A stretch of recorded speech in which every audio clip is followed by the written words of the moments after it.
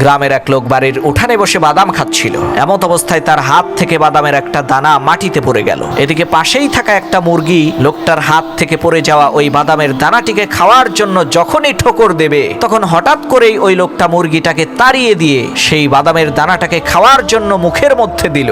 আল্লাহর কি কুদরত, সাথে সাথে সেই বাদামের দানাটি তার শ্বাসনালীতে আটকে গেল। অবস্থা বেগতিক দেখে পরিবারের লোকজন তৎক্ষণাৎ তাকে হসপিটালে নিয়ে গেল। তাকে দেখে ডাক্তাররা বলল, আমরা এই রোগীর অপারেশন করতে পারবো, কিন্তু রোগীর বেঁচে থাকার কোনো সম্ভাবনা নাই। কি আর করার, অপারেশন না করলেও তো বিপদ। তখন বাধ্য হয়েই সবাই রাজি হয়ে গেল। তখন ডাক্তাররা বলল, যেহেতু এই রোগীর বেঁচে থাকার সম্ভাবনা একেবারেই নাই, তাই সে যেন সবার কাছ থেকে শেষ বিদায় নিয়ে আসে।